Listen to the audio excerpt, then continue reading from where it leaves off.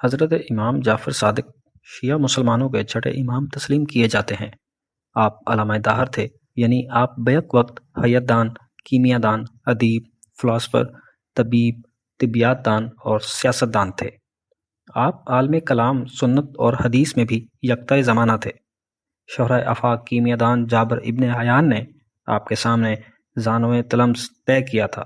حنفی فقہ کے بانی امام ابو حنیفہ آپ کے شاگرد رشید تھے۔ ایک زمانہ آپ کے چشم علم سے سیراب ہوا۔ جو بھی آپ کی صحبت میں رہا وہ ان لمحوں کو اپنے لیے سرمایہ افتخار سمجھتا تھا۔ اسماعیلی فرقہ کے پیروکار اور اثناء عشری دونوں آپ کو امام تسلیم کرتے ہیں۔ آپ کی رحلت کے بعد کس نے امام ہونا تھا، اس قضیہ کے فیصلہ نہ ہونے کی بنا پر شیعہ مذہب میں تفرقہ کا آغاز ہوا تھا۔ سنی مسلمان آپ کو اسلام کا زبردست، حکیم، متقی پرہیزگار اور جید عالم فاضل تسلیم کرتے ہیں، اگرچہ آپ کی شہرت جعفری فقہ کے بانی کے طور پر بھی ہے، مگر اس کے علاوہ بھی آپ نے کئی مارکہ آرا کارنامے سر انجام دیے تھے۔ آپ کی پیدائش مدینہ میں 20 اپریل 702 عیسوی کو ہوئی۔ ہمارے پیارے نبی اکرم صلی اللہ علیہ وآلہ وسلم کی ولادت بھی 20 اپریل کو ہوئی تھی۔ آپ کی والدہ محترمہ کا نام ام فروہ بنت قاسم ابن محمد ابن ابی بکر تھا۔ امام کے 3 لقب تھے: الصادق، الفاضل اور الطاہر۔ آپ کے والد محترم محمد باقر 5ویں شیعہ امام آپ کی ولادت باسعادت پر بہت خوش ہوئے تھے۔ امام جعفر جب 34 سال کے تھے تو ان کے والد کو زہر دے کر موت کی نیند سلا دیا گیا تھا۔ یوں امامت آپ کو ورثے میں ملی تھی۔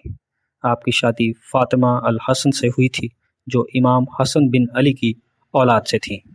آپ کی اولاد 2 بیٹے تھے، اسماعیل بن جعفر اور عبداللہ الفتح۔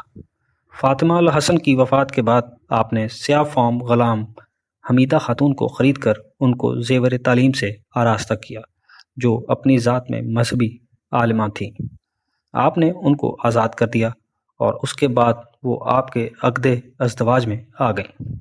حمیدہ خاتون کے بطن سے حضرت موسیٰ کاظم 7ویں شیعہ امام پیدا ہوئے تھے۔ بچپن میں امام جعفر نے اپنے دادا امام زین العابدین سے تعلیم حاصل کی۔ ان کی وفات کے بعد اپنے والد گرامی کے زیر عطافت میں تعلیم مکمل کی۔ آپ کو قرآن و حدیث کے علاوہ نیچرل سائنسز جیسے ریاضی، فلسفی، حیات، کیمیا، علم، تشریح اور دیگر علوم میں دسترس حاصل تھی۔ جابر ابن حیان، جس کو کیمسٹری کا بابا آدم تسلیم کیا جاتا ہے، وہ آپ کا ممتاز شاگرد تھا۔ علم کی تحصیل کے بارے میں آپ کے خیالات آزادانہ تھے۔ دوسرے عالموں کے ساتھ آپ مکالمہ اور بحث کرنا پسند فرماتے تھے، جو آپ کے خیالات سے متفق نہیں تھے۔ امام ابو حنیف بھی آپ کے نامور تلامذہ میں سے تھے۔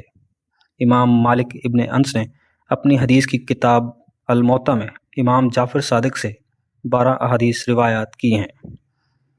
واصل بن عطا، جس نے معتزلہ فرقہ کی بنیاد رکھی، انہوں نے بھی آپ سے درس میں شمولیت کی تھی۔ تاریخ عالم میں امام محترم کو زبردست استاد تسلیم کیا جاتا ہے۔ اس دور میں تعلیم حلقوں یعنی نصف دائروں میں دی جاتی تھی۔ طلباء مسجد، استاد کے گھر یا کتب میں استاد کے سامنے حلقہ بنا کر بیٹھ جاتے تھے۔ علم کی تحصیل استاد اور شاگرد یا صوفی اور مرید میں ہوتی تھی۔ امام جعفر شاگردوں کو تعلیمی حلقہ میں دیتے جو ان کے والد محترم نے شروع کیا تھا۔ حلقہ بڑھنے پر اس کا انعقاد مدینہ منورہ کی مسجد نبوی میں ہوتا رہا۔ آپ کے شاگردوں میں کئی ایک بذات خود شیخ تھے۔ امام محترم دینی علوم کے علاوہ سائنسی اور تاریخی علوم پر بھی لیکچر دیتے تھے۔ آپ کے درسوں سے معلوم ہوتا کہ آپ زمین کی سورج کے گرد گردش سے آگاہ تھے۔ نیز عناصر اربع کے علاوہ عناصر کا بھی آپ کو علم تھا۔ آپ نے روشنی اور حرارت کی ماہیت پر بھی اظہار خیال کیا، جو جدید تحقیقات کے عین مطابق ہے۔ بعض لوگوں نے سوال اٹھایا کہ امام جعفر کو سائنسی اور ریاضی علوم پر ملکہ کیسے حاصل ہوا تھا، جبکہ آپ نے کسی استاد سے بھی یہ علوم سیکھے نہیں تھے۔ امام صاحب اور آپ کے والد کو علوم عقلیہ پر بھی اس دور سے پہلے دستگاہ حاصل تھی، جب یونانی، سنسکرت، پہلوی کتابوں کے تراجم ابھی تک عربی میں نہیں ہوئے تھے۔ سائنس کو حاصل کرنے کے 2 طریقے ہیں، یعنی تجربی اور عقلی۔ تجربی طریق میں مشاہدہ اور تجربہ کیا جاتا ہے، انسانی حصوں سے علم حاصل کیا جاتا۔ عملی طریقت میں ریاضی کی زبان استعمال کی جاتی۔ تمام نظری علوم میں ریاضی کا استعمال ہوتا، جیسے پارٹیکل فزکس۔ عقلی طریقے تجربی طریق کے ماتحت ہوتا۔ سائنسی میں وہبی طریق سے علم حاصل کرنے کو تسلیم نہیں کیا جاتا۔ وجدانی یا وہبی طریق علم خدا کی طرف سے علم حاصل ہوتا، جبکہ مذہبی کتب کے علم سے حاصل ہونے والا علم صرف انبیاء کرام کو دیا جاتا تھا۔ آپ کے چچا زید بن علی نے بغاوت کی، مگر امام جعفر نے اس میں حصہ نہیں لیا تھا۔ باغیوں نے کوشش کی کہ آپ ان کے ساتھ دیں، مگر خاموش رہے اور عدالت کا اظہار نہ کیا۔